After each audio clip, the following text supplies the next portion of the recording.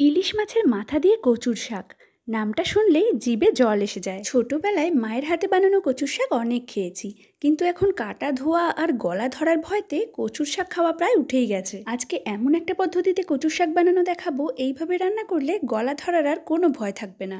বাজারে এখন কচুর শাক সামনেই পরিষ্কার করে ছাড়িয়ে কেটে বিক্রি হয়, সেখান থেকেই এক প্যাকেট কিনে এনেছিলাম। এইগুলোকে প্রেসার কুকারের মধ্যে দিয়ে সামান্য লবণ আর আধখানা লেবুর রস দিয়ে 2টো সিটি দিয়ে নেব।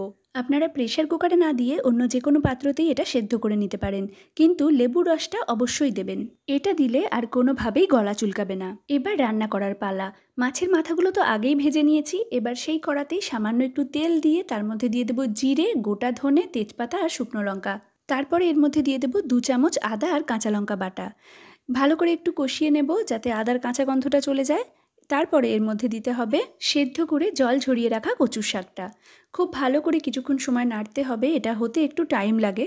বেশ কিছুক্ষণ নাড়াচাড়া করার পর এর মধ্যে দিতে হবে সামান্য লবণ আর হলুদ। লবণটা কিন্তু এখনই খুব বেশি দেবেন না, কারণ এটা কিন্তু কষাতে কষাতে অনেকটাই কম হয়ে যাবে। ঢাকা দিয়ে কিছুক্ষণের জন্য রাখতে পারেন, আবার ঢাকনাটা খুলে 2-1 মিনিট পর পর এটাকে নাড়িয়ে চাড়িয়ে দিতে হবে, না হলে কিন্তু তলাতে লেগে যেতে পারে। এইভাবে কিছুক্ষণ কষিয়ে নিয়ে কচু শাকটা যখন একদম নরম হয়ে যাবে, তখন এর মধ্যে দিয়ে দেবো ভেজে রাখা মাছের মাথার টুকরোগুলো। মাছের মাথাগুলোর সঙ্গে কচুর শাকটা আরও কিছুক্ষণ সময় ধরে নাড়িয়ে চাড়িয়ে ভালোভাবে মিশিয়ে নিতে হবে। নামানোর আগে এর মধ্যে দিয়ে দেবো 1 চামচ চিনি আর কাঁচা সর্ষের তেল একটু ছড়িয়ে দেবো। এতে রান্নার স্বাদটা এত সুন্দর হবে, এক থালা গরম ভাত শুধু এটা দিয়েই খাওয়া হয়ে যাবে। বাড়িতে ইলিশ মাছ আসলে তার মাথাগুলো দিয়ে এইভাবে একবার কচু শাক বানিয়ে দেখবেন কিন্তু।